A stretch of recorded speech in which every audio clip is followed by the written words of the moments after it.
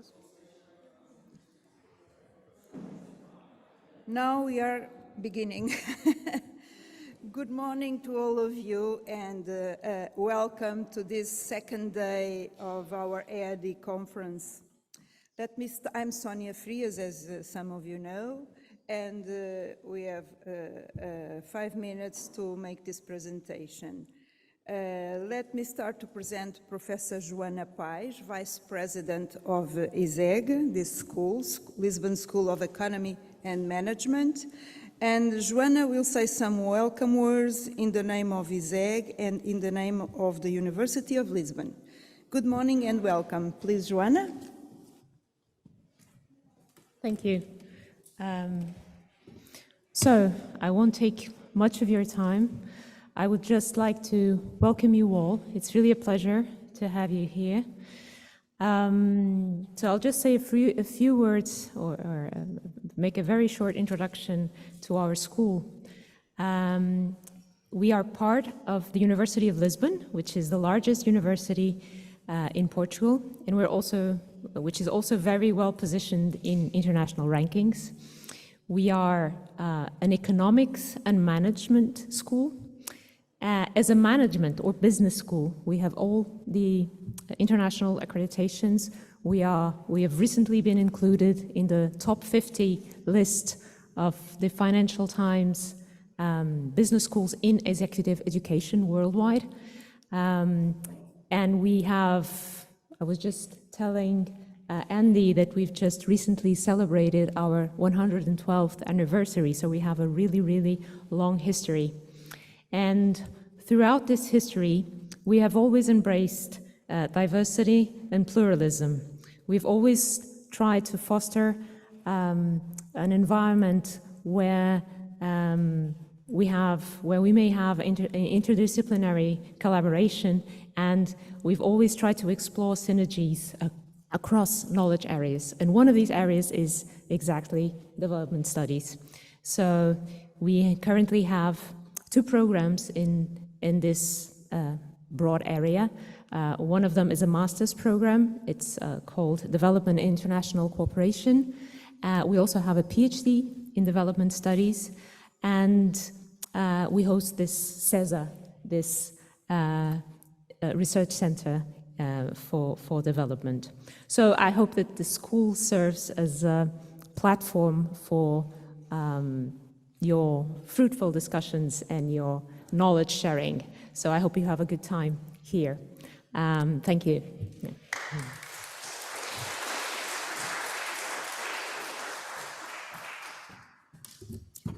Now I will pass the word to Andy Sumner, the president of EADI, and he will give us 5 minutes of reflection about development. Welcome, Andy, and please. Thank you. I'm not sure I'm going to cover a great deal of grounds in a short amount of time, and I have promised to keep to 5 minutes. I guess there's 3 things I wanted to say. I mean, the first is a very big welcome. Academic associations thrive by the participation of their members, so these get-togethers at the General Conference are absolutely central to everything we do. And so it's really nice to see here and in the wider conference so many people, so many familiar faces, so many new faces, a really nice feel to the conference. The second thing is just to say a thank you on behalf of EADI to our hosts. We're very grateful to the Centre for African and Development Studies and to the Lisbon School of Economics and Management, because again, these conferences or these kind of conferences and these get-togethers simply can't happen unless someone agrees to sort of take the heavy lifting. So we're very grateful. We're also, as ever, eternally in the debt of the Secretariat, who are sitting there very modestly, quietly, gratefully, for all the work that they've done in supporting the conference. And I guess in terms of development studies in the association, I just wanted to flag, as some of you will know already, we've got the 50th anniversary of the association, 2024-2025. That's clearly a time to reflect and think about the direction of the association, the direction of development studies. Clearly, I mean, as we heard yesterday in the EADI CEsA lecture, there's some very real, from Alfredo Sarfilo, there's some very real questions about crises, multiple crises, perhaps systemic crises. But also there's a set of questions for development studies about decolonization, about racial hierarchies, about geopolitics of knowledge, how to build equitable relationships, how to build global solidarity. So I think looking ahead, there's some really big questions for development studies and the association. And it's really nice to be here all together. And I look forward to the conference. And thank you for coming.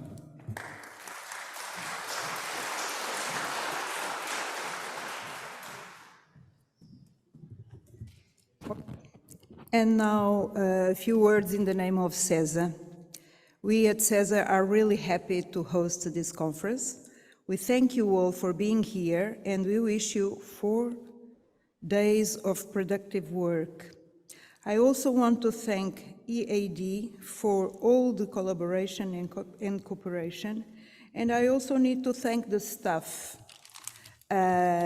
with their professional skills, enthusiasm, and I think that's it. We are in the time. Thank you all again and enjoy the conference and these days in Lisbon. Welcome and good work. Good morning and let's start working. Now, I call Odair Varela, Thula and Phoebe to start the morning. Thank you. Let's go.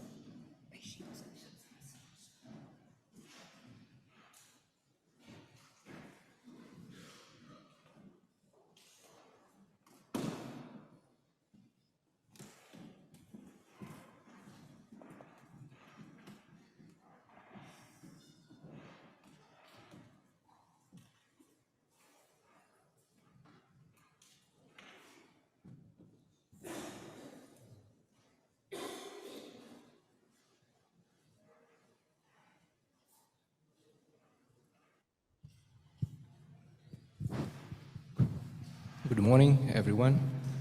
My name is Odair Varela. I will be moderating this opening plenary session. I'm from Cape Verde, University of Cabo Verde. Thank you very much, professors, for being here with us. I hope you are enjoying this time in Lisbon. I would congratulate CEsA and EADI for these organizations. One of the big conferences on development in the world. This morning, we will have a session. I will speak in English because one of our speakers is an English speaker. In honor, Thula Pires is from Brazil, speaks Portuguese. So then maybe I will switch to Portuguese too. Opening plenary called New Paradigms in the Struggle for Global Social Justice. In this plenary, the idea is to talk a little bit about if I say that revolutions happen, when growing awareness begins to develop. That many of social, economic, and political institutions, as we know them, are no longer suited to the needs that change has imposed, become increasingly clumsy in terms of their suitability to face the global dynamics that they themselves, at least in part, have created. So, you can see all these contexts in the agenda. The idea is this plenary wants to present some of the paths that the various actors of the so-called Global South, namely movements, have taken to face this challenge and resist the advance of global social inequity. Our first inviter, our first speaker, is Professor Phoebe Mbasalaki, Professor of Gender and Sexuality, University of Essex. I will present his biography. ECV is very profound and diverse, so I will try to resume a little bit. Phoebe is an assistant professor of gender and sexuality in the Department of Sociology at the University of Essex. Prior to that, she was an early career researcher on the Global Grace Project, housed at the African Center Institute, and the Center of Theatre, Dance and Performance Studies, University of Cape Town in South Africa, as well as the NGO Sex Workers Advocacy and Educational Task Force, SWEET. She was also a lecturer on the Gender Studies program at the AGE University of Cape Town. Her research interests are in critical race, gender, class, sexuality, creative activism, public health, as well as decolonial thought and practice. I will present Thula Pires, our next invite, after the presentation of Phoebe Mbasalaki, who will present us this communication, building coalitions across structural borders as a form of radical intimacy and kinship. Please, you have around 25 minutes for your presentation. Thank you very much. Thank you, Adair. Okay, this works. And thank you all for inviting, especially Thula, to be here and have this conversation with you, but to be part of this conference. This paper that I'm really going to skim through is part of a special issue, the Sage Handbook of Global Sociology. So I'm going to really breeze through what I theorize as the unloved, and then quickly run through what we did in relation to research. So it's a reflection on how we did research. Oh, good job. With a group of street-based sex workers over a period of 3.5 years, at times taking on very personal points. It was a labor of political love in relation to research. I'm not sure how it will land here, but let's see how it goes. Yeah. Okay, so am I pointing it in the right direction? But it's not moving. Okay, so I start with a discomfort. Or the bottom. Okay, good point. I start with a discomfort, which is an excerpt from the Sex Workers Feminist Collective as part of an exhibition that took place in 2018 at Iziko Museum in Cape Town around separations, separations between the university and society. I mean, this is for us to reflect how many, for instance, NGO community members are in this space, This is the question for us to reflect on, right? And they say our lives are dissected and analyzed in rooms that we are denied access to. And this for me is a discomfort that I sit with whenever I present on sex workers. And I mention it here, not for atonement at all, but a reminder of these separations that perhaps we need to rethink and think through. Okay, so I start by formulating what I call the unloved, or when the country doesn't love you back. Closer. Ooh, thank you. That's better. When South Africa transitioned from apartheid to the so-called democratization, there was so much hope, especially for the formerly repressed groups. In this new democratic era, the Constitution, in an attempt to overcorrect the brutal apartheid and colonial ills, came with lots of promises. Perhaps one of the reasons it's referred to as one of the most progressive constitutions. One of the groups that was hopeful with this transition was sex workers. Criminalized in 1950, the Sexual Offences Act, the selling of sex is illegal in South Africa Indeed, sex workers have been historically perceived as a potential threat to the nation, denied certain rights and protections, or have been granted the status of non-citizen on the basis of, or partial citizen on the basis of politics of tolerance. The criminalization of sex workers cast them as non-citizens, could be read as unconstitutional, but stings even more as South Africa's constitution is praised as one of the most progressive, especially when it came out in the 1990s. Criminalization of sex work filters into the moral order in entanglement with Judeo-Christian values, another remnant of colonization, making it a fertile terrain for stigmatization of sex work within communities, homes, and other spaces.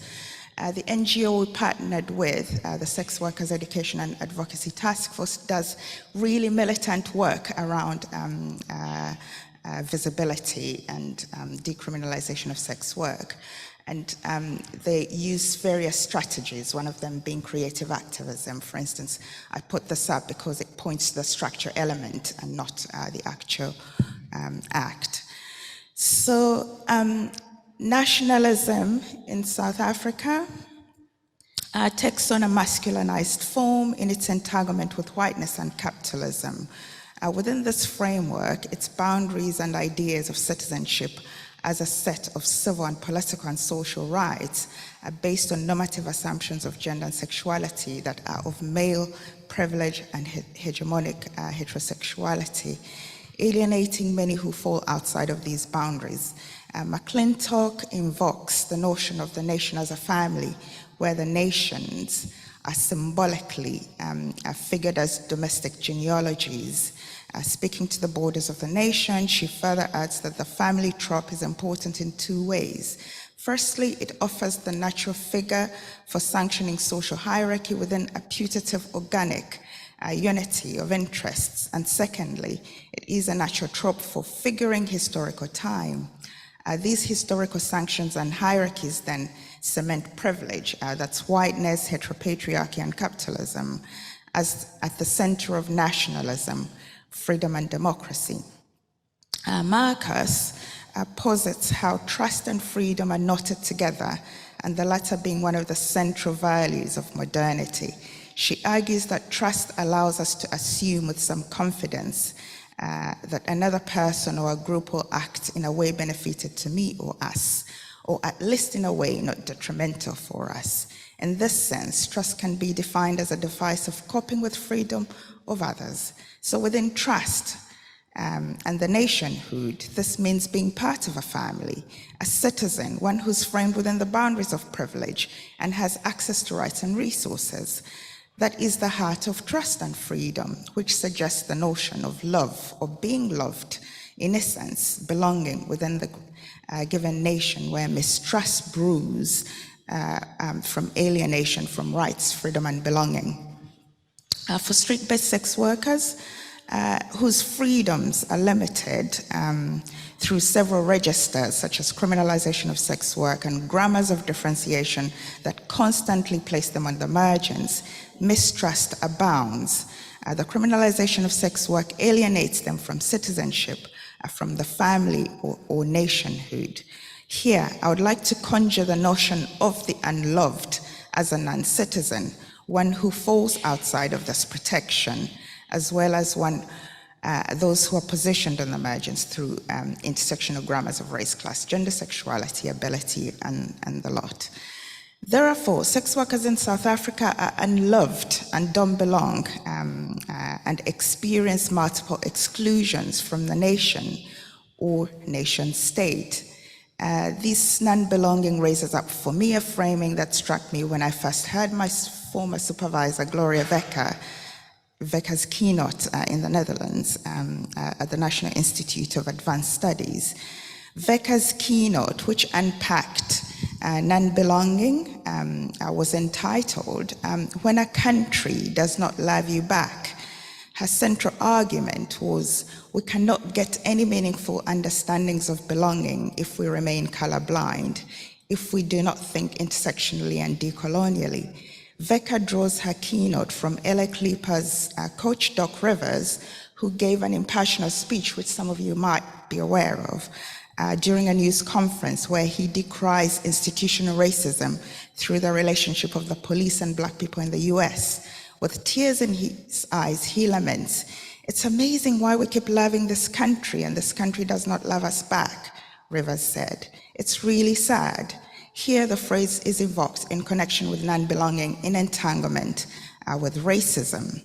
This description of non-belonging had previously been poignantly put by Daniela White in her 2017 HuffPost contribution, in which she entitled, "It's difficult to love a country that doesn't love you back," a commentary on former President Trump's executive order, denying refugees and migrants to America solely based on their nationality. I think most of us remember that. So White brings out the various struggles and pain of migrants and refugees in the US. Here the phrase is invoked in connection with a migration and citizenship lens. I'm particularly interested in that loaded or poignant expression of when a country does not love you back, where I see strong connections and parallels with street-based sex workers in South Africa in relation to all the above descriptors. I implore the notion of unloved as those whose country does not love them back. And of course, I framed that within a McClintock, which I won't get into here due to time. For the colonial subject, and this I unpack in two lenses, one being coloniality and structural alienation, which work favorably to produce non-belonging. So for the colonial subject in a post-colonial like South Africa, the alienation from the nation's citizenship and non-belonging are articulated through grammars of race, class, gender, sexuality, and sits within what Maldonado Torres theorizes as coloniality and coloniality of being, noting colonization and apartheid were very violent systems and processes diametrically opposed to love. For South Africa, these violent extractivist and exploitative processes carried on for nearly 450 years, thereby cementing the privilege and dominance of whiteness, together with white supremacy in their collusion with capitalism. It would be a lie, if not cruel, to say that these systems of privilege and dominance that have been in operation in a very calculated and sophisticated manner for 450 years would just disappear after 2 or so decades of so-called democratization. So coloniality, as we know, I won't get into that definition, but we know it's how it manifests in today's lived realities in its various forms, in culture, in knowledge production and all. So coloniality then encapsulates the unloved, which is marred in various forms of oppression through structural and physical violences. This form of coloniality of being, which is imbricated in killability and rapeability, as witnessed with sex workers. We see this manifestation, and here this really gives a historical overview over a period of 100 years of how capital and wealth has come to be accumulated in South Africa and where it sits at the moment, who has historically gained from that. And we see the manifestation of the unloved and alienation through various forms of structure and physical violence. For instance, a study commissioned by the Institute of Security Studies shed some light on the lives of the street-based sex workers, who are one of the most marginalized groups and more vulnerable to harassment, arrest, abuse, and violence than indoor-based sex workers. In Cape Town, against the backdrop of criminalization, Fick and Goad found that street-based sex workers experienced various forms of physical violence and corruption at the hands of the police. The statistics are alarming. 47% of street-based sex workers have been threatened by violence by police. 12% had been raped, and 28% had been asked for sex by policemen in exchange for release from custody. So these various forms of structure and physical violence position sex workers as non-subject, abject, non-citizen, and non-human. Against these contours, rife with inequalities and marginalities, freedoms are scant, if any, and the conditions of lived experiences are steeped in mistrust. The above discussion then frames the context within which I locate street-based sex workers as unloved or non-belonging. The group of street-based sex workers I worked with were a diverse group of Black and colored South Africans, migrants from Zimbabwe, both documented and undocumented, queer, trans, heterosexual, and cisgendered, with a history full of cruelty and brutality in South Africa from barbaric regimes of colonialism and apartheid. When a country like South Africa does not love you back, the conditions are extremely cruel and dehumanizing. It means being homeless for decades. I might take a drink of water, getting a really dry throat. Bear with me.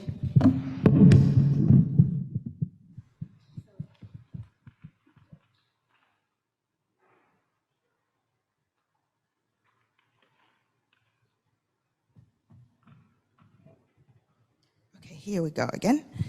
So, yeah, the conditions are extremely cruel and brutal and dehumanizing, as I was saying earlier. It means being homeless for decades, like Norman, a genderqueer sex worker who ran away from home at the age of 12 due to being sexually and physically abused for years. Norman moves between living under a bridge and in the field in Cape Town, and they're 38.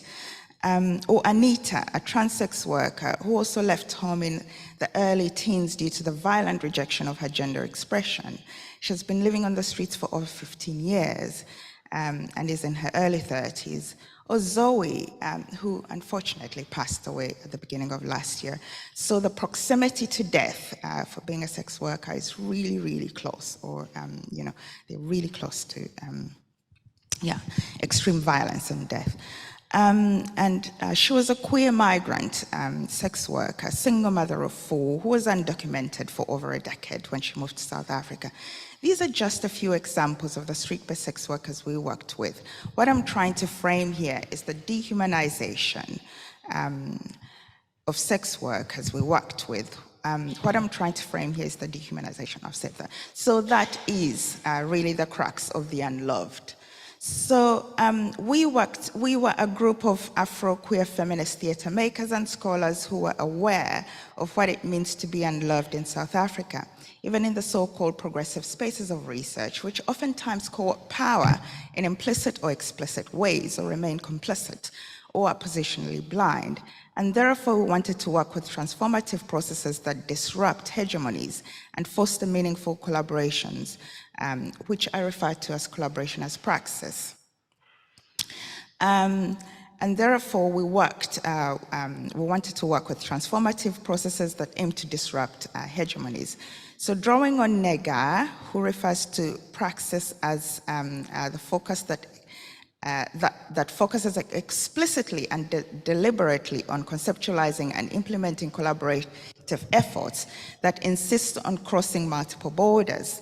This then became the basis of what I argue out as radical intimacy and kinship, praxis informing the connection between kinship and intimacy, where ties of solidarity, allyship, and relationship reside.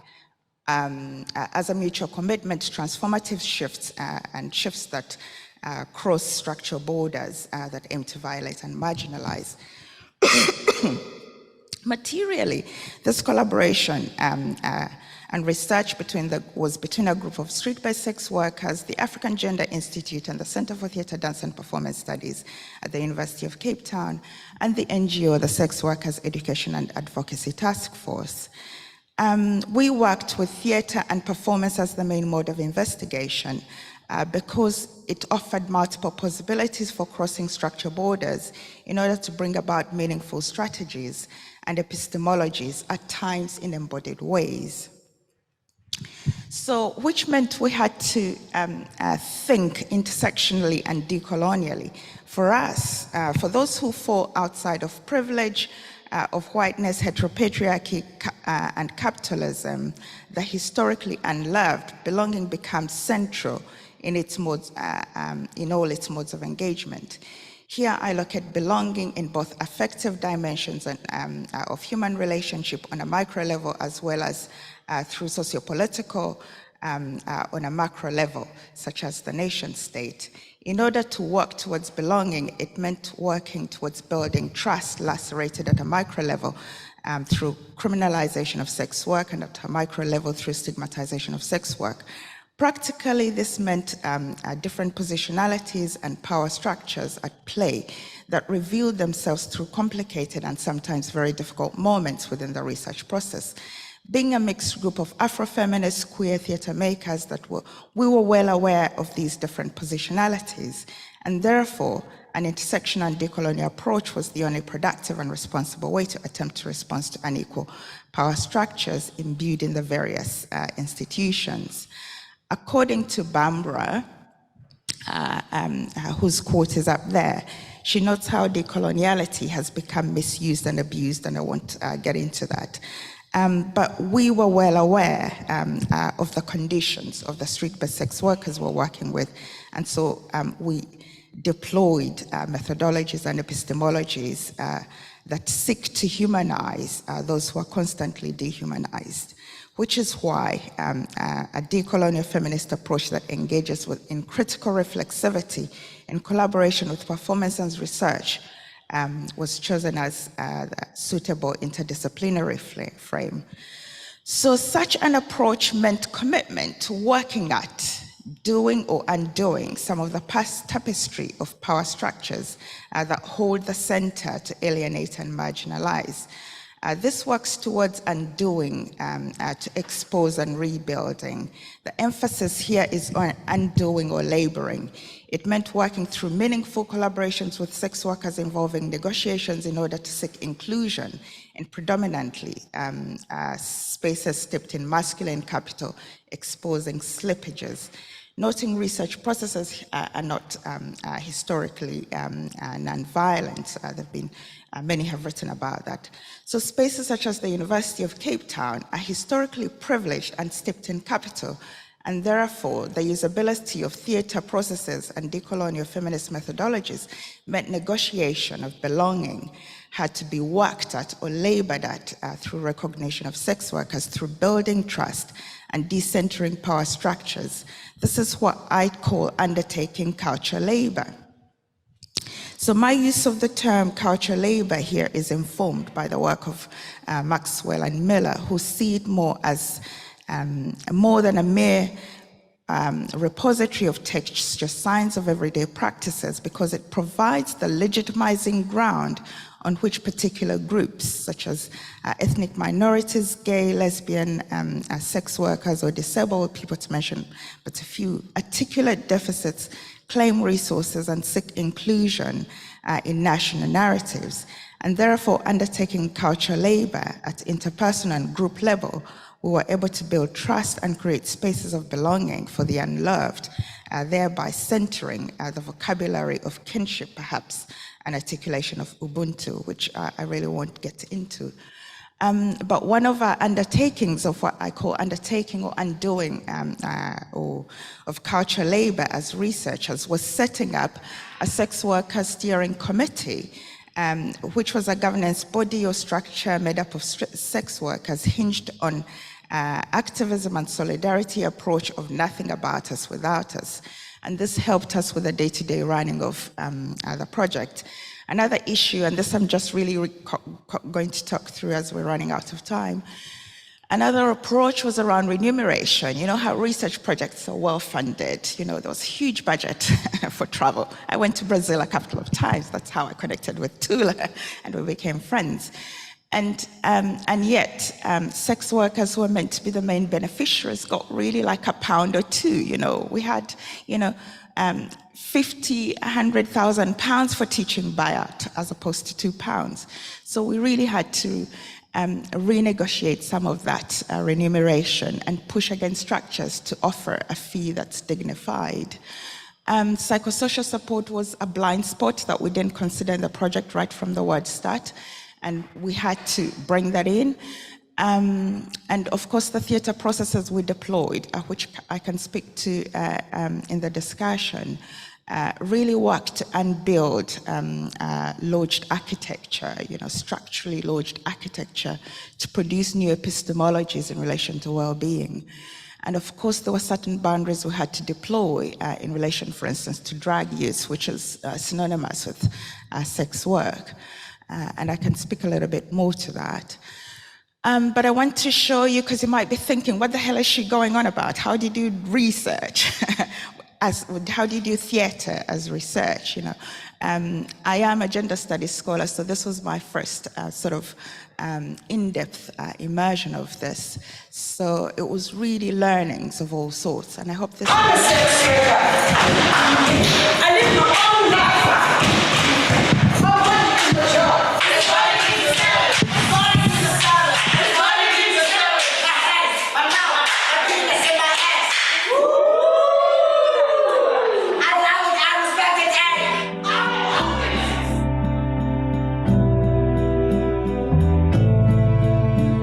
Some roads we travel on are full of mountains. And through those mountains, we must pass. In those mountains, there are rough, high, small, flat roads. Myself and others, we find places on the way so nice and beautiful. We find wanting to stay instead of moving on.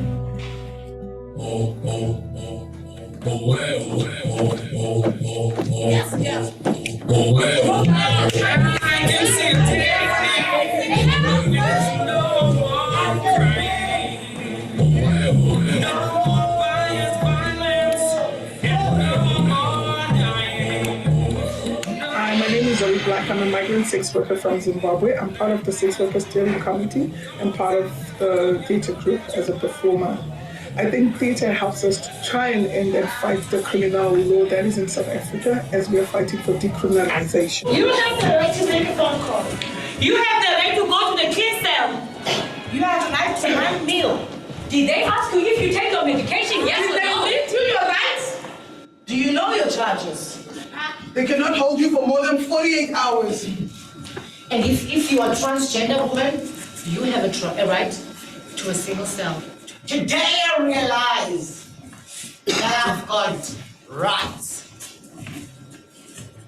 Human rights. I'm Nicole Adams. I'm a sex worker activist, also part of the Sex Workers Theatre. Yaki Hambing is only portraying what sex workers were going through in their past life.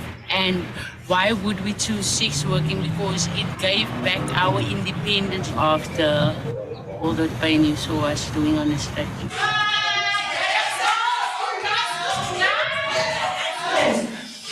No, so the guy took me to his place and he told me that he likes me and stuff like that, but now he gave me money.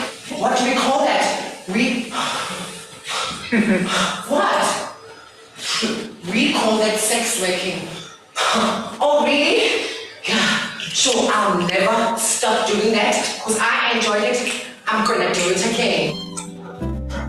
Yakai Hamza was a theatre performance that showcases kind of our lives and how the struggles sex workers face on a daily basis. It also shows that we're human beings and we did grow up in normal families, but because of the limited choices that we had, we ended up doing sex work. So we use a methodology called physical theatre, where we make movements and shapes and try and make landscapes, animals, whatever we find interesting. They're going to the government to teach them what is decriminalization about, how they, at the end, they intimidate these sex workers, the police, their harassment with us and the army, especially in the COVID time now. We had a lot of honesty from them, not treating us properly as sex workers in Cape Town.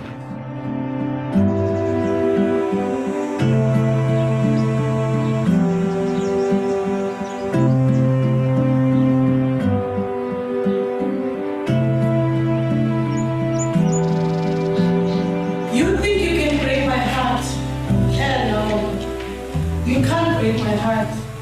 You just turn my heart into kindness. It is sad to see you breaking my heart because you cannot break my heart. I am thinking about nightmares.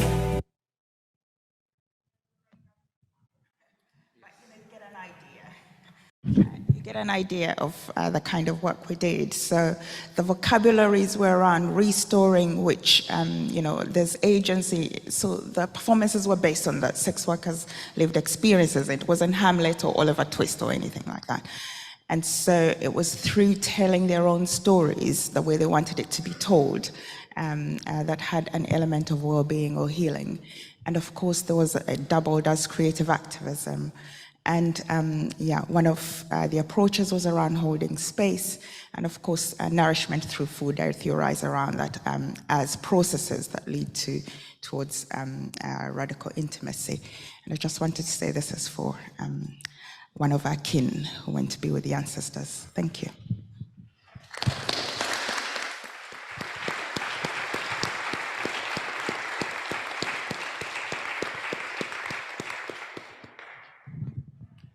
Thank you very much, Phoebe, for your inspiring and rich presentation. Wonderful presentation. I believe the audience will have so many questions for you about this counter-colonial perspective that the so-called unloved used in the struggles for a better world. No? Your methodology, the participatory theater, how to this creative activisms and could counterbalance this criminalization of at moral and judicial order. Maybe we can talk about alternative economies when you speak about this creative activism, no? A social or solidarity economy. But we don't have so many time. We can discuss this later. I would like to introduce our second speaker. You speak Portuguese or Portuguese? I don't know if we have a translator in the audience. Now we'll switch to Portuguese. So please put your headphone. I will switch you in 20 seconds to Portuguese. Are you ready to present my second presenter? Bom dia mais uma vez. Sejam todos bem-vindos e bem-vindas a Lisboa. Eu gostaria imensamente de dar as boas-vindas à professora Thula Pires. Ela vai falar-nos sobre a sua comunicação, o título, qual é o propósito, não é? Mas antes de mais, eu queria apresentar a sua biografia.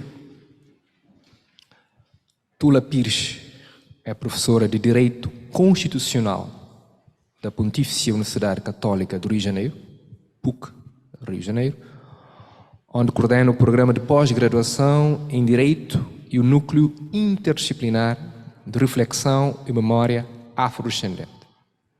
Foi professora visitante júnior no African Gender Institute, na University of Cape Town, através do programa CAPS PRIT 2020. Também é investigadora associada de Crioula, Organização de Mulheres Negras, integrante da Assembleia Geral da Anistia Internacional no Brasil, e tem como principais áreas de interesse o pensamento afrodiaspórico, a teoria crítica racial e de género, pensamento e práticas decoloniais. Dado que não temos muito tempo, sem perder mais, no fundo, aqui, passo a repetição do tempo, passo a palavra de imediato à professora Thula Pires para proferir a sua conferência. Tenha bondade. Funcionando? Tá. Bom, obrigada. Daí, bom dia a todas as pessoas que nos acompanham nessa manhã. Quero começar agradecendo o convite para participar dessa conferência anual da EADI CEsA, feita através da amiga professora Yolanda Évora em nome de quem agradeço a todas as pessoas envolvidas na organização dessa conferência. Aproveito também para agradecer pela oportunidade de dividir esse painel com a querida amiga e professora Phoebe Mbasalaki e o professor Daí Barros Varela. Eu quero trazer para a conversa de hoje a ideia de bem viver, que é uma ideia que tem sido mobilizada como paradigma de justiça no contexto ladino-americano. Em primeiro lugar, quero dizer que não me refiro à América Latina, mas à Méfrica Ladina, expressão desenvolvida pela pensadora brasileira Lélia Gonzalez para se referir à região de onde eu venho. A expressão América Latina sublinha a latinidade da região, isso é, os seus vínculos com a Europa, ocultando a participação de outros povos nesse processo, tais como os povos ameríndios e os povos de origem africana. A expressão Améfrica Ladina busca viabilizar explicitamente a presença dessas populações no projeto social da nossa América e reivindicar a herança intercultural da qual fomos despojados. Essa distinção não é apenas terminológica, ela atribui centralidade ao que as experiências contracoloniais ameríndias e amefricanas apresentam, e é central para apresentar a noção de bem viver nos termos em que ela vem sendo vivenciada e disputada, sobretudo, por mulheres negras e indígenas em nossa região. As tendências conservadoras, autoritárias, excludentes, misóginas e racistas que enfrentamos exigem um grande esforço conjunto, intelectual e político, para serem explicadas e desafiadas. A racionalidade neoliberal, que espalha os valores do mercado a cada esfera da vida, fragmentou e rompeu o tecido social da região e o reconhecimento de uma humanidade comum, aumentando a desigualdade de classe, gênero, sexualidade, etnia e raça. Nesse contexto, precisamos proporcionar a possibilidade de se pensar e interpretar diferentes modos de vida plena. Para isso, vale a pena voltar a nossa atenção e nossas expectativas aos ensinamentos trazidos por muitas lutas concretas e cotidianas da América Latina, a fim de dar sustento à vida coletiva e individual, humana e interespécies, preservando-a, reparando-a e tornando-a possível. Eles e elas entretêm vínculos sociais, praticando os princípios de solidariedade, cuidado mútuo e compartilhamento recíproco. Uma das principais influências em torno da qual distintos povos ameríndios e amefricanos têm disputado a possibilidade de continuar sendo, pode ser referenciada pela noção de bem viver, que surge na região andina, na América do Sul, desde o sul da Venezuela ao norte da Argentina, e deriva, por um lado, do Quechua e, por outro, do Aimará, que são idiomas pré-hispânicos da região andina. Sua presença é encontrada também em outras línguas indígenas da região, como nos tupi-guaranis. Na tradução mais difundida, o bem viver relaciona-se à melhoria da qualidade de vida das pessoas, alimentação, vestimenta e habitação, por exemplo, o que se obtém por meio da educação, das relações familiares, trabalho, hábitos e ambiente. Trata-se de um novo paradigma econômico que não se concentra no material, na acumulação mecanicista e interminável de bens. É construído sobre a transição do euroantropocentrismo para o biopluralismo, respeitando as demandas por igualdade e justiça social através do diálogo intercultural entre formas de conhecimento e modos de vida. O bem viver é entendido como um paradigma que compreende um espaço temporal comum, no qual podem conviver distintas ontologias na construção de uma interculturalidade que aponte alternativas ao desenvolvimento. Para o bem viver, existe uma identidade cultural que emerge de uma relação profunda com o lugar onde se habita, no qual surgem modos de vida, expressões como arte, dança, música, vestimenta, etc. Vive-se o tempo presente a partir de uma memória, de uma ancestralidade que projeta uma perspectiva de futuro possível de ser vivido, através da proteção de sociedades que se sustentam sobre uma convivência harmoniosa entre os seres humanos consigo mesmos e com a natureza, a partir do reconhecimento dos diversos valores culturais existentes no planeta. Os povos que discutem bem viver questionam o padrão produtivista e consumista que organiza o planeta. O bem viver não representa uma maneira de pensar e atuar unicamente de povos originários. Está presente também em outros grupos comprometidos com processos de descolonização e despatriarcalização espalhados pelo continente latino-americano. Godinas e Catherine Walsh apontam que a definição de bem viver é estabelecida por cada cultura, mas sua influência indica que a riqueza não consiste em ter e acumular a maior quantidade de bens possíveis, mas em lograr um equilíbrio entre as necessidades fundamentais da humanidade e os recursos disponíveis para satisfazê-las. Na perspectiva do bem viver, os povos indígenas originários questionam o termo desenvolvimento e tudo o que ele implica, já que para nossos povos e comunidades ele tem significado a degradação da natureza e a destruição de nossas comunidades. Significa reconhecer a incompletude e a insuficiência das teorias econômicas e sociais que serviram de sustentação e orientação aos processos de desenvolvimento até o presente. O bem viver não faz referência ao paradigma desenvolvimentista fundamentado na acumulação de riqueza, crescimento econômico, produção e consumo ilimitado. Para compor seu significado, a compreensão da interculturalidade é requisito para a prática do bem viver. É necessário ultrapassar a condição existencial individual do ser como aspecto original do ser humano e buscar o significado das identidades coletivas construídas a partir da diversidade cultural e da diferença. O bem viver, mais do que uma condição material, socioeducacional ou de saúde, é um estado particular de felicidade, no qual vigoram padrões culturais distintos. A intersubjetividade presente no bem viver transcende o valor instrumental da qualidade de vida, formado por símbolos, significados e sentidos coletivos que não pertencem unicamente a alguém, mas por uma comunidade. Portanto, a concepção de bem viver enaltece o fortalecimento das relações comunitárias e solidárias, os espaços comuns e as mais diversas formas de viver coletivamente, respeitando a diversidade e a relação de integralidade na natureza.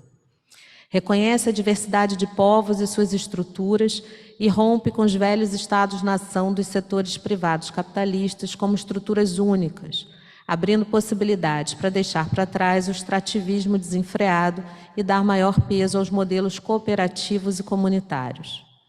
Harmoniza as necessidades da população, a conservação da vida, diversidade biológica e equilíbrio de todos os sistemas de vida. O bem viver se constrói como possibilidade política de reconhecimento das ontologias e cosmologias dos diversos povos indígenas que habitam a Abya-Yala, que é uma outra forma de nos referenciarmos à região de onde eu venho, que não pelo nome imposto pela colonização, considerando seus modos de existência que relacionam humanos e extra-humanos.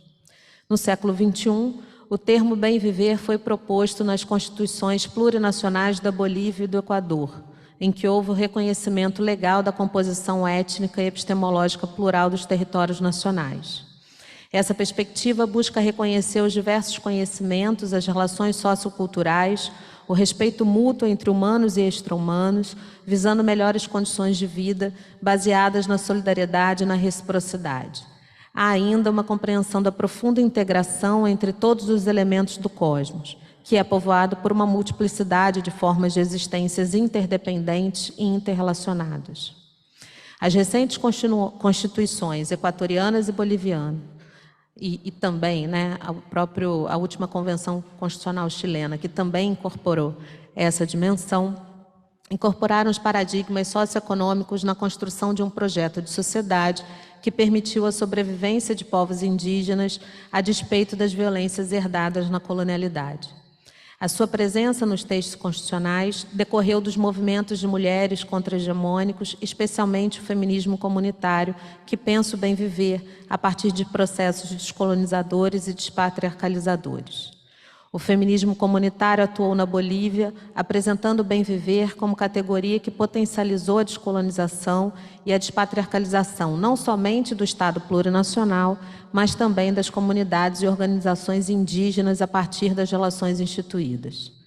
Em 2008, foi lançado o Plano Nacional para a Igualdade de Oportunidades sob o título Mulheres Construindo a Nova Bolívia para o Bem Viver.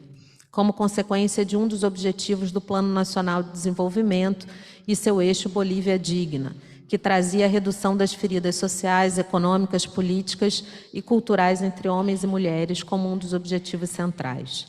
Nesse sentido, a construção do bem-viver não promove a equidade de gênero, tal como se entende no Ocidente. Dentro do que os movimentos de mulheres bolivianas construíram, o bem-viver precisa transcender o sistema de gênero ocidental, que é um produto histórico e cultural, e buscar uma nova forma de criar e socializar as pessoas desde a infância. Para que o bem-viver seja também despatriarcalizado, as relações de poder construídas a partir do gênero precisam terminar. A perspectiva conceitual trazida por esse plano das mulheres bolivianas para o bem-viver não é da inclusão dentro do Estado patriarcal, mas da criação de estratégias jurídicas e políticas que sejam pautadas nas demandas feministas que emergem das mulheres indígenas da Bolívia, por isso a forte crítica interseccional das estruturas. O bem-viver também foi uma ponte para o avanço no processo de mudança, articulando não só a descolonização, mas também a despatriarcalização das estruturas de Estado que compõem a Bolívia plurinacional. O desafio da descolonização e da despatriarcalização se pautou em 5 campos de ação que envolviam a pessoa, a comunidade e o Estado. Eram eles: o corpo, espaço, tempo, movimento e memória, dentro das intersecções com gênero propostas pelos movimentos indígenas. Primeiro, o corpo. Nesse plano, parte da compreensão de que esse plano que as mulheres desenvolveram para a Bolívia, para o bem-viver, parte da compreensão de que o corpo fortalece as mulheres. O corpo é o lugar onde as relações de poder vão nos marcar até o fim de nossas vidas, indo além do biológico. É energia, afetividade, erotismo, sensibilidade, espiritualidade, devendo ser cuidado, amado e protegido. Por isso, a promoção de políticas deve ser voltada à promoção e proteção do corpo em sua integralidade. A inclusão do acesso à saúde para mulheres dentro do campo de ação do corpo se apresenta como cuidado a partir do que é comum com os homens, mas também com suas especificidades, como os direitos sexuais e reprodutivos. Os principais problemas apresentados na construção desse plano foram a não garantia de uma adequada atenção à saúde reprodutiva das mulheres, a limitação do debate sobre direitos sexuais, a dificuldade de acesso aos serviços de saúde e a falta da interculturalidade na execução desse serviço, trazendo também a alta taxa de mortalidade materna. Logo, a principal proposta apresentada foi a promoção do acesso integral das mulheres às políticas sanitárias, principalmente relacionado aos direitos sexuais e reprodutivos, reconhecendo a diversidade de mulheres, que inclui aí a diversidade de gênero e sexual, com suas etnicidades e culturas que integravam o país, sendo essa a responsabilidade do Estado plurinacional boliviano. Sobre a violência contra as mulheres, o plano entende como expressão mais brutal do poder patriarcal. Por isso mesmo, o combate à violência como política pública é uma das ações mais necessárias para a proteção de seus corpos. Os maiores obstáculos no enfrentamento à violência contra as mulheres eram a insuficiência na oferta de serviços públicos de proteção, a impunidade aos agressores e o descumprimento das normas de proteção. Esse plano apresenta que metade da população boliviana se encontrava em maior vulnerabilidade frente à pobreza e às desigualdades. Por isso, o texto destaca que a pobreza tem raça e sexo na Bolívia, é a mulher indígena. As mulheres são o grupo com menor acesso ao controle de bens patrimoniais, tangíveis e intangíveis, sem renda, com empregos de menores remunerações, passíveis de sofrer violência no ambiente de trabalho com menores aposentadorias. Dentro dessas considerações, o plano é muito explícito. Não se trata somente da criação de programas de geração ou transferência de renda, mas de transferência de renda às mulheres, também ressaltando que as mulheres não são uma parte ou cota específica, mas que esses programas devem se voltar à realidade das mulheres para sua execução. Nesse sentido, somente as políticas públicas de geração de renda e inclusão não eram suficientes para a construção de um bem-viver despatriarcalizado. Era necessário também enfrentar o individualismo e o mercantilismo, bem como a própria exclusão das mulheres indígenas de suas comunidades que não permitem o acesso à renda. Nesse plano, além dos programas diretos de transferência de renda, outros 2 elementos se destacam: o acesso ao mercado de trabalho e o acesso à terra como meio de produção. O terceiro elemento é o tempo. A vida das pessoas e dos povos não é atemporal. É definida por um marco finito e contabilizado. No patriarcado, o tempo do homem é valorizado, inclusive em termos de remuneração.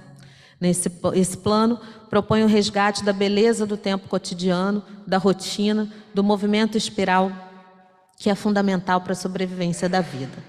O quarto campo de ação é o movimento, exemplificado a partir de movimentos sociais e das organizações políticas em que mulheres e homens constroem um corpo comum. Com os movimentos, se forma o corpo social que possibilita a apropriação e responsabilização sobre nós mesmos, possibilitando a reapropriação de quem somos e de nossos sonhos retirados pelos sistemas de opressão. Por último, o plano traz a memória como elemento a ser descolonizado e despatriarcalizado. A memória une gerações e povos. A educação se encontra no campo da ação da memória, porque se trata das raízes que formavam a Bolívia, não como um passado que é uma recordação, mas como a ação espiral do tempo que projeta um futuro com conhecimento produzido por séculos. Dentro das políticas de educação, se apresentam os instrumentos necessários para que esse conhecimento possa ser repassado, mas também transformado a partir de sua praxis. Com esses critérios, o plano vai apontar quais os maiores problemas das mulheres no acesso à educação e na promoção de uma educação que valorize os saberes e os conhecimentos das mulheres indígenas. Por isso, elenca a alta taxa de analfabetismo na área rural, oferta educativa sem mecanismo para a permanência das mulheres, maior abandono de mulheres que homens no sistema de educação formal e conteúdos curriculares que reproduzem uma cultura sexista e estereotipada. Esses povos reivindicam o direito de serem atores vivos de seu próprio devir, onde suas culturas, seus conhecimentos e seus espaços de vida sejam reconhecidos como forma própria de integração e não dissociação com os outros seres que habitam aquilo que foi definido enquanto natureza, de não explorá-la, considerando que humanos e extra-humanos coexistem. O Brasil não ficou de fora desse movimento mais amplo no continente de mobilização do bem-viver como paradigma de justiça. Podemos encontrar sua ressonância muito forte também nos movimentos de mulheres indígenas e de mulheres negras. O foco central da Marcha das Mulheres Negras, que juntou mulheres de todo o país em Brasília em 2015, foi o de valorizar a memória de lutas de mulheres negras, visando fortalecê-las na atualidade, com resgate histórico, partilhando conhecimentos e inspiração, rumo a uma sociedade mais igualitária, democrática e pelo bem-viver. Ao adotar o bem-viver como paradigma de justiça, as mulheres negras brasileiras afirmaram em carta pública, aspas, nós, mulheres negras do Brasil, irmanadas com as mulheres do mundo, afetadas pelo racismo, sexismo, lesbofobia, transfobia e outras formas de discriminação, estamos em marcha, inspiradas em nossa ancestralidade que nos fez portadoras de um legado capaz de ofertar concepções que inspirem a construção e consolidação de um novo pacto civilizatório.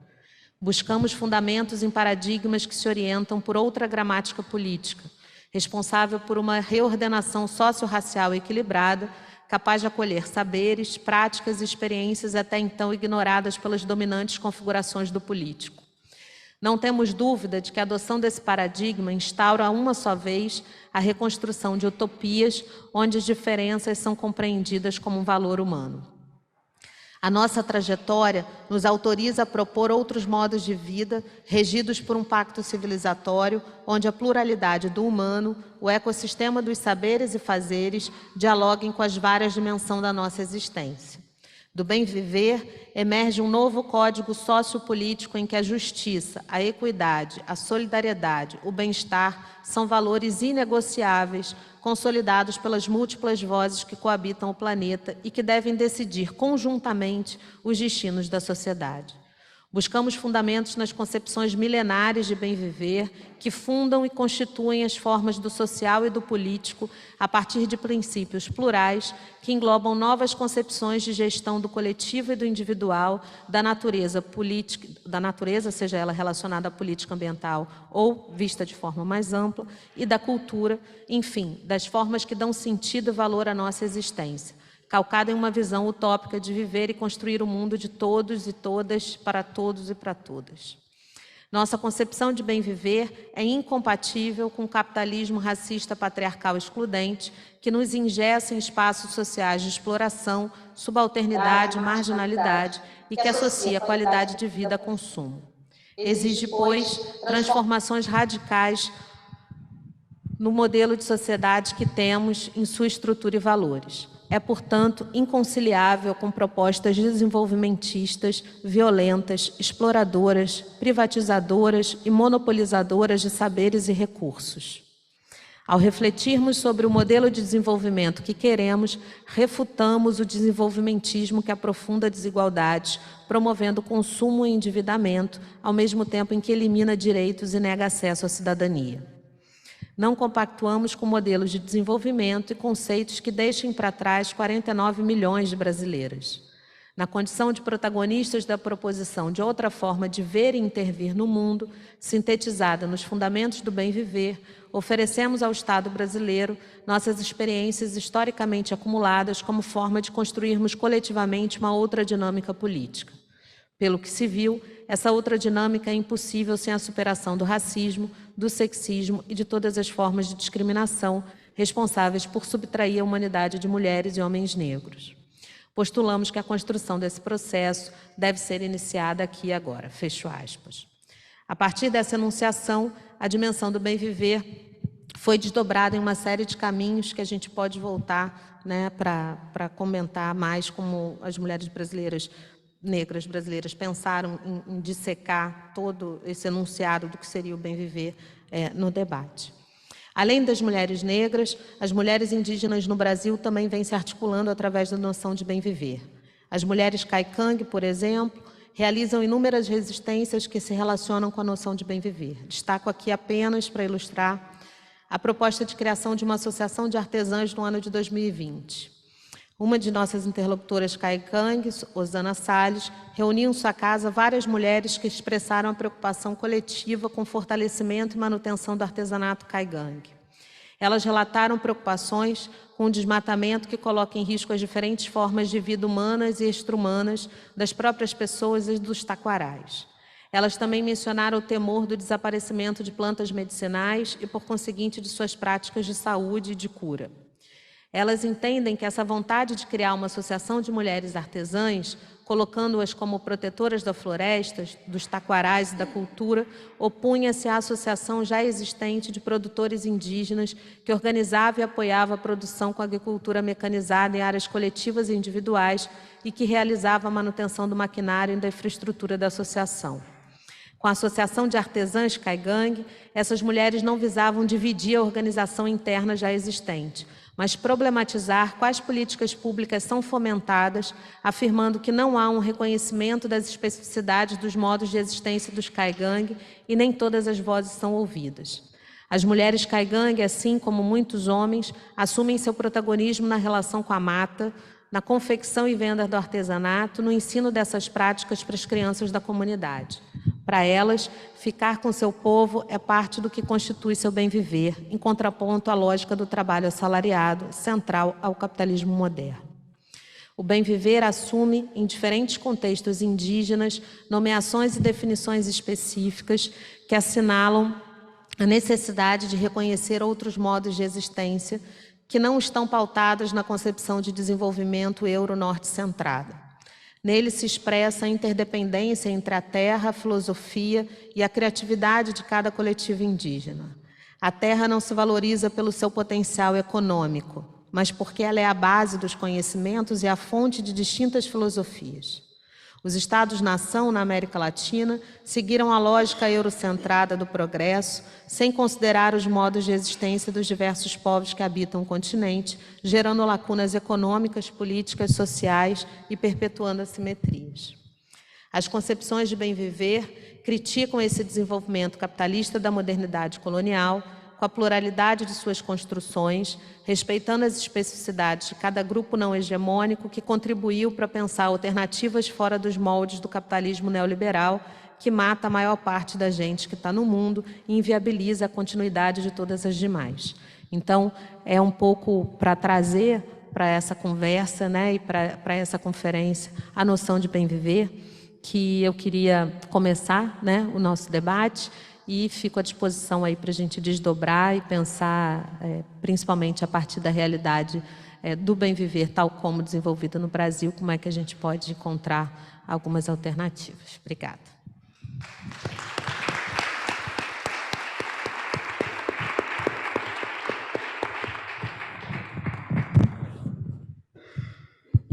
Muitíssimo obrigado, professora Thula, pela excelente apresentação também. Muito riquíssima também.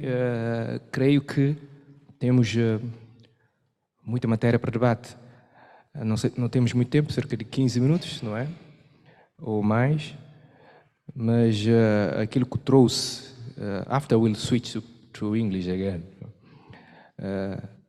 o bem viver como novo paradigma económico, não é? Aqui nós falamos não de desenvolvimento alternativo, mas sim de alternativas ao próprio desenvolvimento.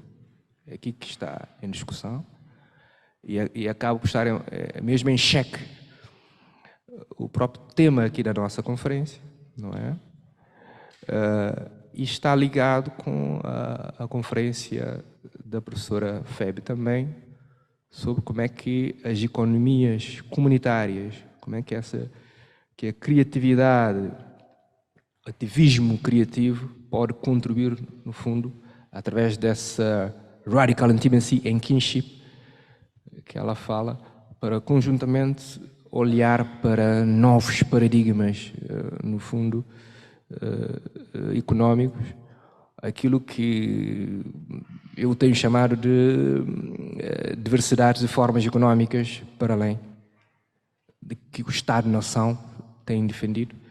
Ela também trouxe, como jurista e como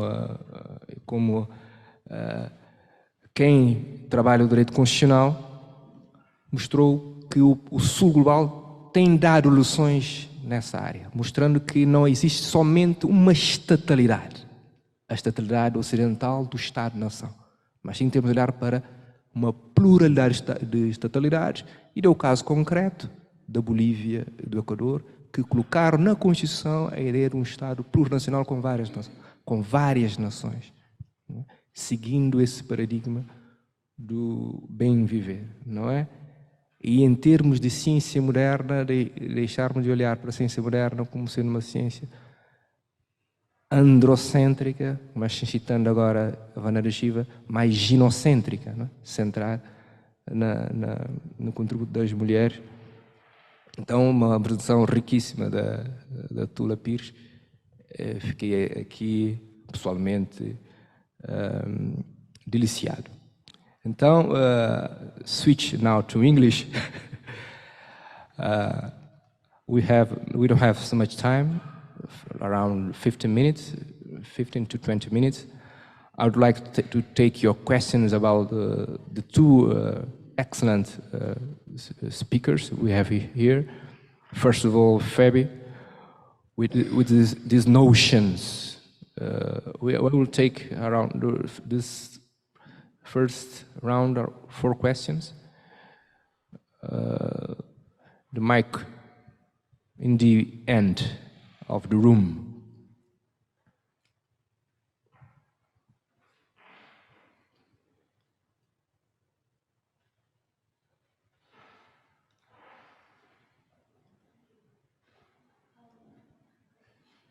My name is Maggie Leung from the University of Amsterdam. Thank you very much for your presentation, very powerful and inspiring. My question is for Phoebe. You've shown this very powerful and beautiful film. I just want to ask about the examination, like where do you show that? I also, your term of unloved intrigued me. To say unloved, that implies that once loved. And I wonder what you think of that. Were they once loved and now unloved? Thank you. Present yourself. Thank you so much. My name is Thierry Rai. Thank you so much to both panelists, for the interesting submissions. I've got two questions. Both are directed to Phoebe. I'm sure I've pronounced their name so well. The first question is related to, I mean, you talked a lot about some of the people that you worked with, and you said they were undocumented. I was just a bit curious in terms of the reasons behind the undocumentation. Is there a positive or rather a negative correlation between them being undocumented and them being unloved, as you have also alluded in your presentation, where they probably afraid of getting documented because they are unloved?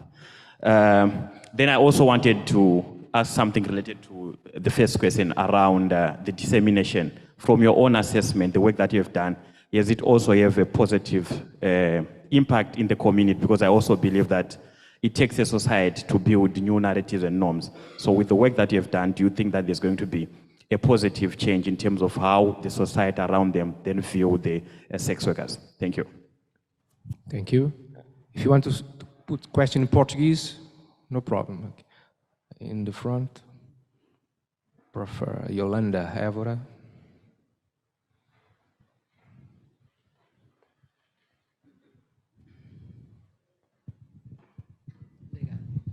Bom dia, meu nome é Yolanda Évora, eu sou do CESA e queria cumprimentar a Phoebe pela sua apresentação, mas tinha uma provocação agora para a Thula, Pires, porque considero que foi muito pertinente essa apresentação sobre o bem viver, que tem-se fortalecido nos debates sobre a questão do bem-estar de uma forma geral. Ainda há pouco tempo nós fizemos um curso com o Instituto Paul Singer, um curso virtual, e o tema era o bem viver, e eu tive uma certa surpresa de ver tanta gente envolvida, não é? E não foi só em relação à Biala, mas também tratamos dessa questão do bem-estar, tanto no Senegal como na África Austral. Também não gosto muito desse nome, mas...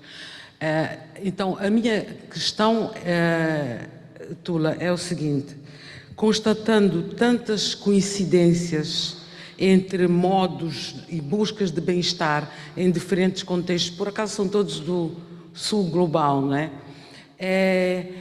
Se a Thula reflete que isso é coloca um desafio para os paradigmas hegemónicos em relação à questão do desenvolvimento, ou, como apareceu muito nesse curso, parece que as pessoas não estão muito preocupadas em fazer essas comparações entre um modo de estar do bem viver e uma perspectiva mais desenvolvimentista e do desenvolvimento, que é uma perspectiva ocidental, não é? Era isso. Obrigada. Thank you very much. You don't need translation for this question, no. You need? Yolanda Évora asking about these concepts of in English, not easy to do translation of bem viver. Maybe a decent life. It could be a better translation. Not good life. Decent life maybe is better. To make a question about the dialogues between these competitive notions of decent life in Latin America, in Africa, and etc. Okay? I will take a last question for this first round in the front.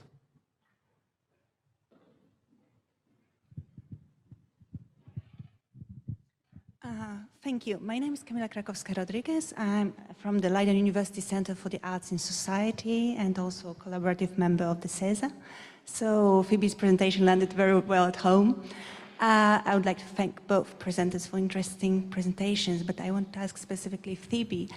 I found your focus on the affect very important indeed, because there's much research now on this affective turn. We really need to take it seriously in our research.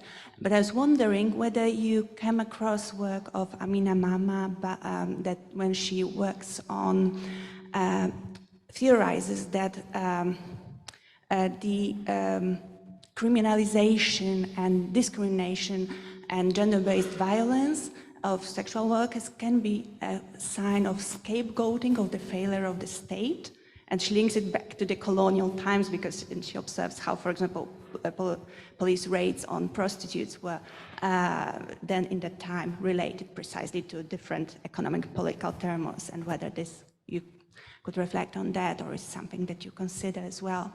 And the other question, I was very intrigued how you managed to change the wages, because this is something that I've been myself struggling a lot when I tried to set up a project, and it was a big fight to pay the artists actually to be contracted by the university on their payroll and not to be to send us invoices after the work is done. So I would really like to hear other experiences there. Thank you. Okay, thank you very much. Let's go back to our speakers. Phoebe. Thank you for engaging, and thanks to Thula. It's a pity I couldn't connect to Zoom, so I didn't hear, but I could sort of make of what you were saying, but it would have been great to be in conversation with that.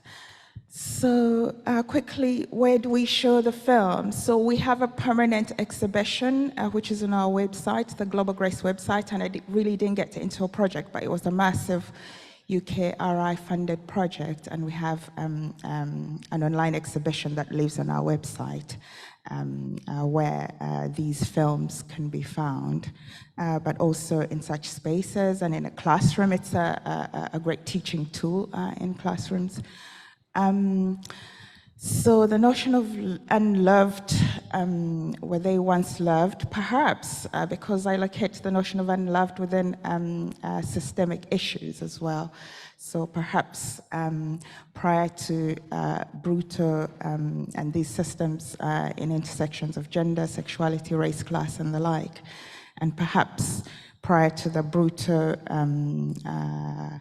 colonial processes, perhaps there was love then. Undocumented sex worker, why were they undocumented? So the one I project at the end, Rue, who left us, she was a queer migrant sex worker who had been undocumented for over 10 years. And for those of you who know South Africa as a country, documentation processes take forever around asylum seeking. And to be honest, I haven't encountered any successful documentation of especially queer refugees who come from the rest of the continent, although it offers a very liberal policy and law around that. But documentation processes are slow, and those have been unpacked by a number of people who really study migration in that regard, one of them actually being one of my PhD students. And in terms of positive change, due to the kind of work we're doing or SWET does, yes, indeed, there's on a smaller scale, on a micro level, there's shifts and changes that happen. You know, for instance, at a local police where, you know, there's lobbying against, throwing sex workers in jail or police brutality around sex workers.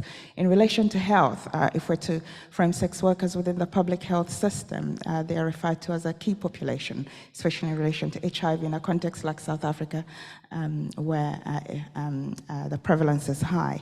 So lobbying around access to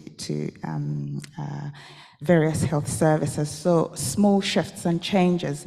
I was in Cape Town about 2 weeks ago, and right now the kind of lobbying going on through SWET is through a shadow decriminalization bill that perhaps, you know, could go somewhere. We don't know. The moral order really is the one that's preventing these processes going through. In terms of criminalization as a state failure, that's interesting work around Amina Mama that I haven't encountered, which is really strange, but good for raising it. I'll look into it.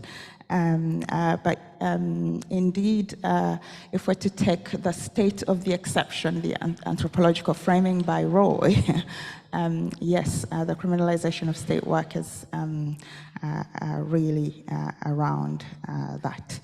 And I'm happy to talk to you more in private around how we negotiated wages and changed or brought about really significant shifts in that regard. And the one thing I forgot to mention is that we launched the Independent Sex Workers Theatre Group at the end of the project. The project has now formally concluded as funding projects end, and they continue to do the work around destigmatization and decriminalization of sex work.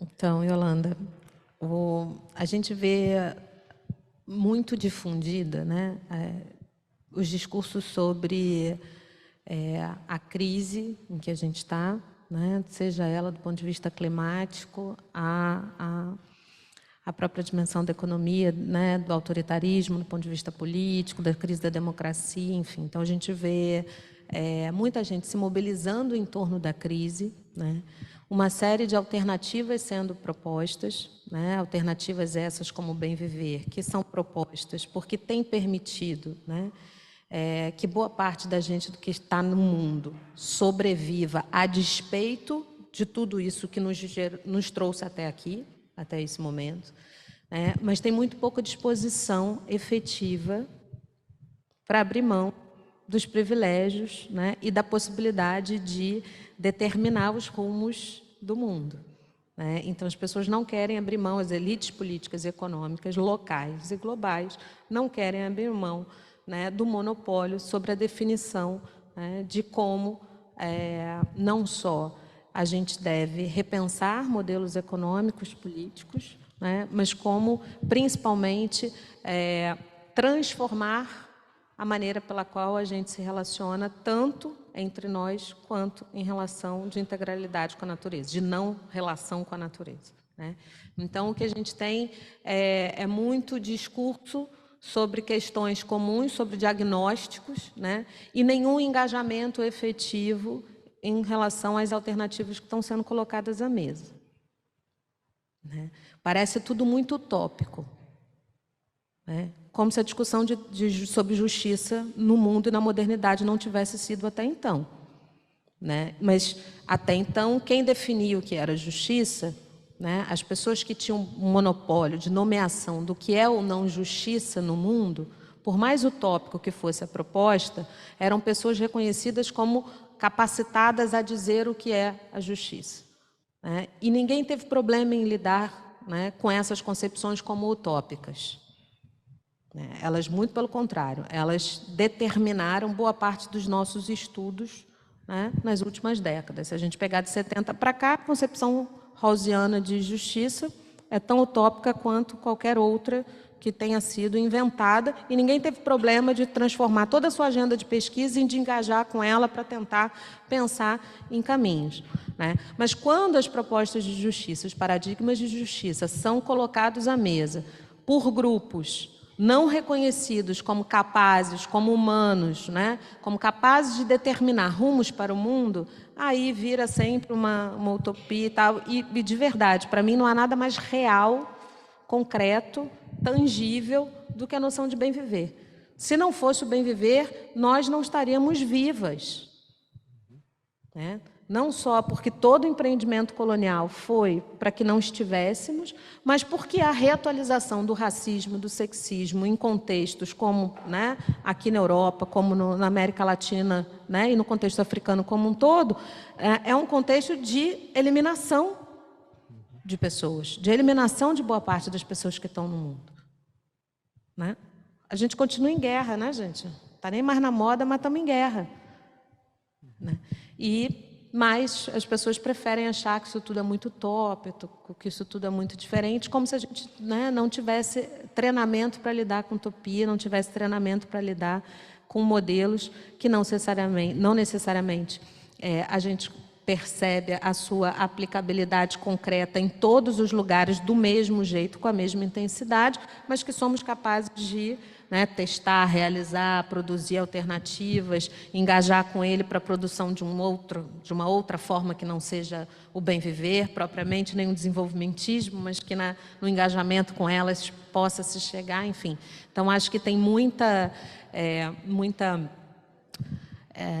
confluência no diagnóstico, e nenhuma ou pouca capacidade política concreta de assumir, né, que as alternativas e as soluções virão daqueles e daquelas ainda percebidos como unloved.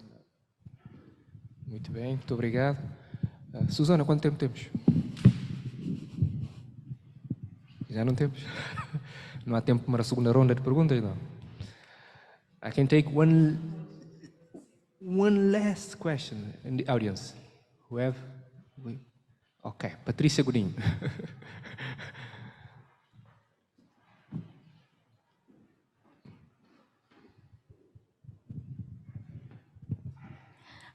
Bom dia, eu sou Patrícia Godinho, da Guiné-Bissau, mas baseada na UFBA, Salvador, da Bahia. Parabéns a ambas pelas apresentações, mas a minha pergunta vai para a Thula. Pires, Thula, muito interessante, muito profunda e sugestiva a sua apresentação. Agora, gostaria de ouvir um pouco mais sobre a experiência brasileira, porque você trouxe muito aqui a questão boliviana e em relação a essa noção do bem viver. Eu gostaria de ouvir um pouco mais como é que essa noção, esse conceito, se tem operacionalizado na sociedade brasileira, tendo em conta as grandes desigualdades que nós sabemos existirem no seu país, a primeira coisa. E a segunda questão é, essa outra noção, conceito da Améfrica, da Lélia Gonzalez, que também é extremamente interessante para nós compreendermos até as ligações históricas que existem entre o Brasil e todo o mundo africano, mas como é que nos permite essa noção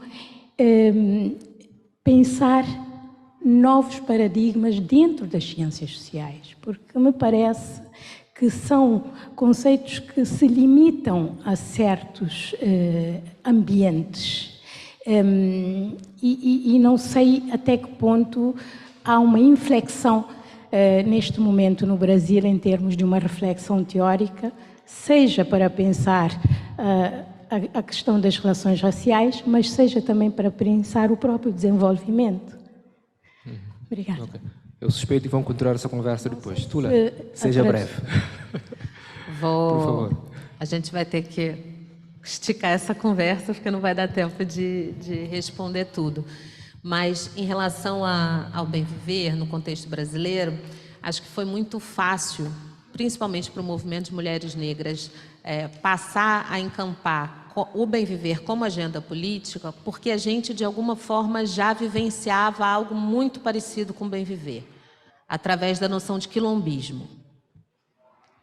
Então, aquilo que para nós, né, nos permitia processos de organização e de resistência, né, para tentar lidar com todo esse processo, toda essa máquina, né, genocida do Estado brasileiro contra nós, sob a lógica do quilombismo, a gente percebeu que tinha uma série de pontos de confluência com um projeto que, né, ao longo da América Latina, estava sendo organizado através da noção de bem viver.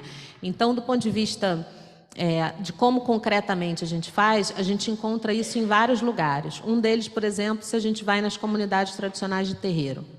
Para mim, as comunidades tradicionais de terreiro são, né, e aí eu estou falando principalmente de religiões afro-brasileiras, são locais muito interessantes para a gente perceber como concretamente pensar o bem viver. Por quê? Porque isso não precisa que você viva uma comunidade apartada da realidade brasileira hegemônica, com as noções econômicas, políticas e jurídicas hegemônicas.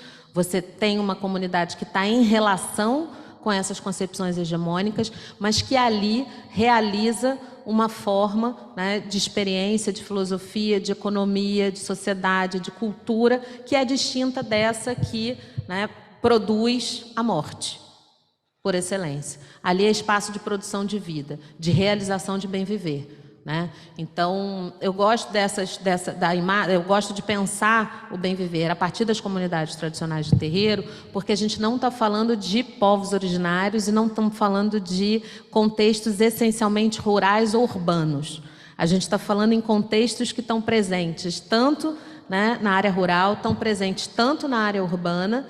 Tem nações diferentes, então a interculturalidade ela é absolutamente necessária para que aquela forma de vida permaneça, continue, né? E ali são desenvolvidos uma série de elementos concretos de como o bem viver opera. A que o bem viver, né, aponta como caminho, como paradigma de convivência, de produção, de espaço de produção de vida possível em meio ao terror racial e sexual que a gente vive no contexto brasileiro. E aí a Mé fica caladinha, a gente vai ter que conversar depois, senão não vai dar tempo. Okay, thank you very much. So we can see one main challenge is to connect to the strength of these struggles around the world. In Cape Verde, we can call him Juntamo. In Brazil, we have Chitik also. I don't know the name, but Ubuntu in South Africa is Quilombismo, etc. Several names for what we call bem viver in casual. Ou Aymara seria Tecoporã, né? Sumakamana, Sumakazai. So we can be here for hours talking about this challenge, these struggles in several parts of Global South that maybe show the way to the Global North. Let's see. Thank you very much, ladies and gentlemen. We will see you in 10 minutes. Bye-bye.